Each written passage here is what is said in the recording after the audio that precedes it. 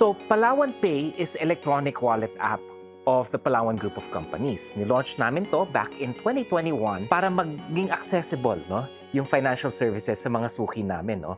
Pero syempre, kailangan Palawan yan, di ba? So, mura, maaasahan at walang kuskus balungos yung app namin. We worked with a pretty lean team, no, upon launch, so around 30 people.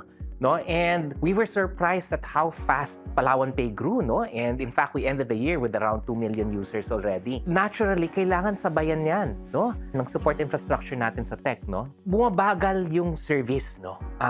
Kapag hindi siya centralized. At the same time, dumadami yung mga requests, so nahirapan talaga kami, no, mag-manage. Pero e-wallet kami, no, so kailangan mabilis and reliable yung service namin, no, and that's what we really set out to do here. Well, we've always relied on experts, no, and this has been PalawanPay's, like, you know, guiding philosophy. eCloudvalley was actually highly recommended by our existing partners. They did introduce like a lot of structure, no, into our early operations model in the cloud. Before acquiring our service, they had to do everything, all of the infrastructure tasks. So for example, can you put up this server? Can you set up this network, etc.? And because they had little manpower assigned to it, no, it was very complex to do its grunt work.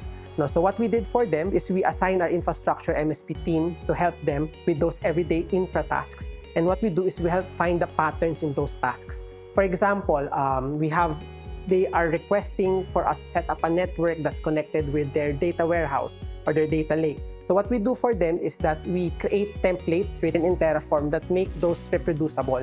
No, so instead of taking maybe 5 days to be able to create that whole network, it just takes us maybe 1 hour to do it because it's very predictable already.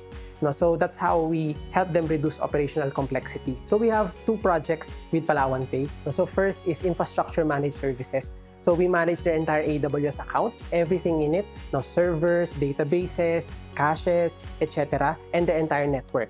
No, and the second project is application build projects. No, so we create internal applications for them and external applications as well.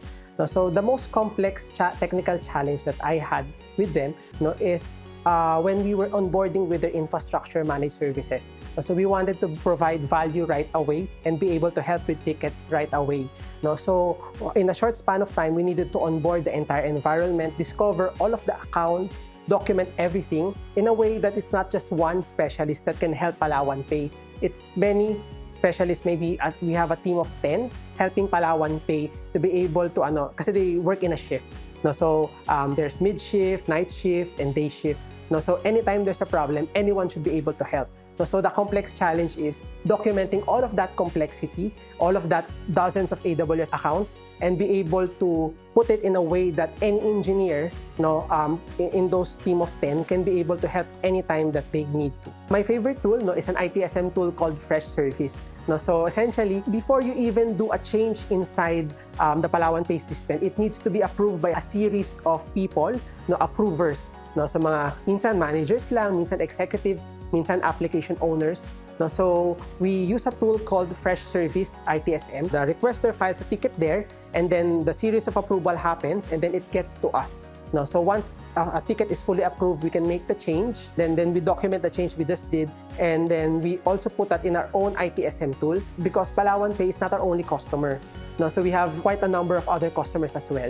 So we need to be able to track the performance of each developer. No, so we also keep track in our ITSM tool, also Freshservice. No, and then we are able to measure how good or how good each developer in our team is doing. Dahil sa ticketing tool na ito, naging mas maganda ang aming serbisyo dahil sa mas mabilis na pagresolba ng mga issues.